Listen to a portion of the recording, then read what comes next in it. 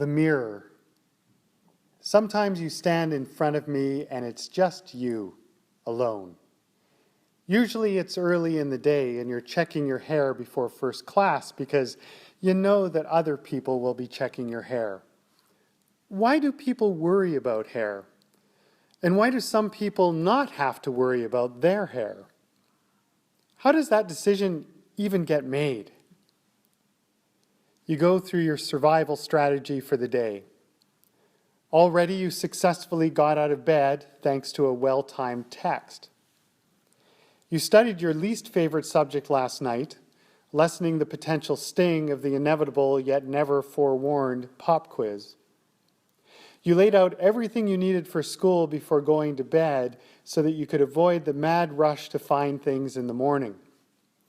You even packed a bag lunch so that you can sit on the field in the sun instead facing Brown Hall. If you stop messing with your hair for a moment, you won't be late for class. Planning counts is your new mantra. And kid, it's looking good on you. Now take a breath and go. It's recess and you're back. Your friends are with you, more bodies than sinks or mirror space. So much energy, it gets silly. You jostle. I notice how you watch your friend's eyes in my reflection. What is it about them that makes you feel close? If they asked that question, you'd tell your friends that you're with them because they provide food and make you laugh. But it's more than cookies and smiles. You'd also tell them that it's because they're weird. And though that's true as well, there's still more that you value in your group, even if you don't want to say it out loud. They're kind and patient and trustworthy. More than anything, they understand. For what more could you ask? You look into me and smile before the whole squad of you runs out together. Now it's the middle of fourth block. Why are you back here in the middle of class? And why the long face staring down into the sink as if you're trying to avoid yourself? Hey, I know it can be tough. Sometimes it's the academic pressure, sure. All the courses and activities can be a lot to balance if you also want to have a life. Study or die, right? Most of the time, though, it's people who make it tough, the ones you'd rather avoid. You wonder sometimes, don't you, about why people don't realize how annoying they're being when they're doing the besties thing in public or talking in closed circles. They seem so self-absorbed, not even aware of your feelings. And that's not covering the ones who come across as full of themselves, gossiping about others and bragging about how great they are. Your spiraling thoughts spill out in a single spoken word, idiots. Wait. Hold on.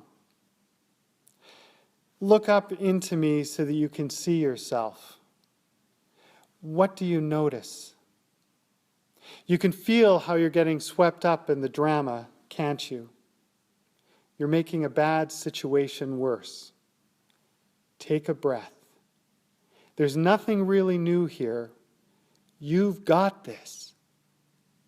Take a couple more breaths. What's the plan? Sounds like a good one. When lunch starts, you'll find your friends. That's a great idea. Which ones will you look for? Yes, the loyal ones. Perhaps at the same time, the ones who are willing to be really honest with you. The ones who can help you persevere, stay determined. After all, sometimes the most important part of dealing with challenges is figuring out our own contributions. Maybe we're creating some of the drama. Can't wait until that part's over, can you? It's good to have friends to help us figure it out. If that doesn't work, there's always plan B. Talk to a teacher. Okay, you have a plan and you know that planning counts. You look calmer. You talked yourself down.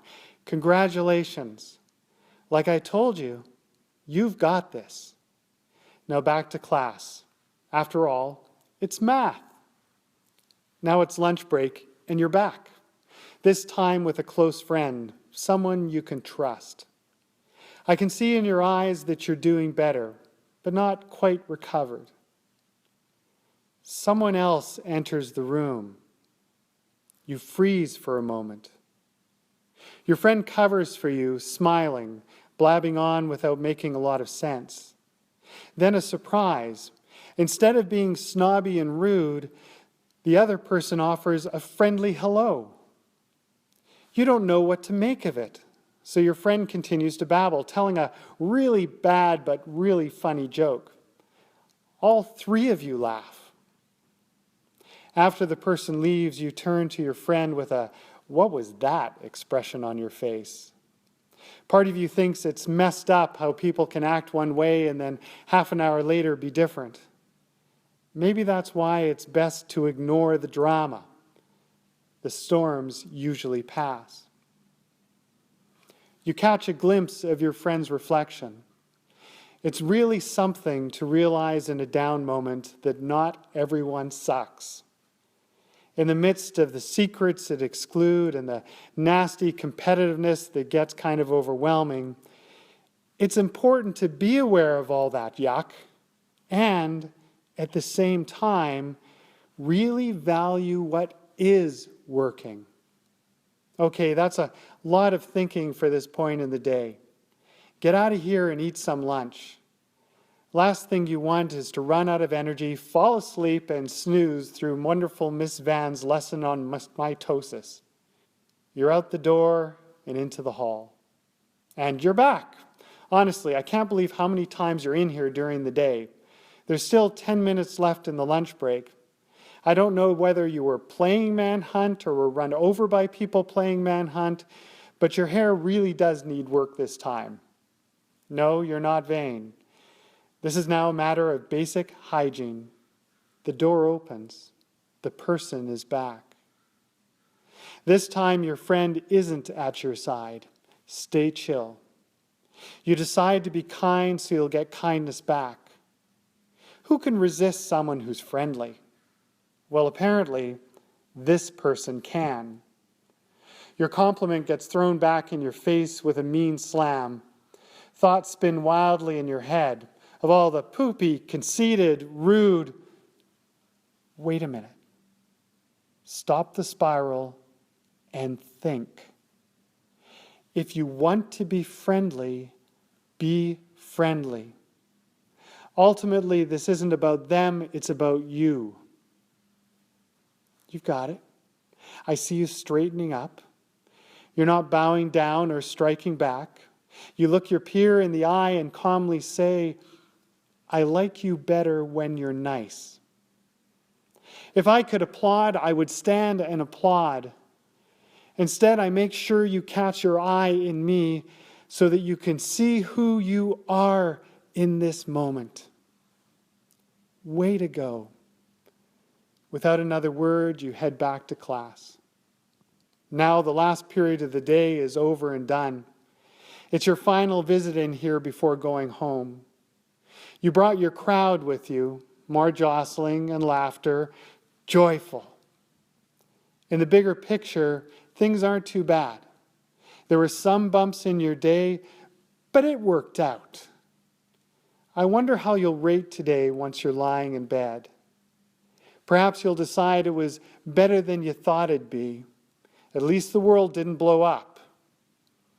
But for me, looking at you, for me, having seen generations of students stand where you stand, for me, having witnessed all the ups and downs as students stumble and dance their way through this place, I hope that your last thought about this day in the crazy world of middle school life, and I know that you might laugh when I say it, I hope that you take from this day love.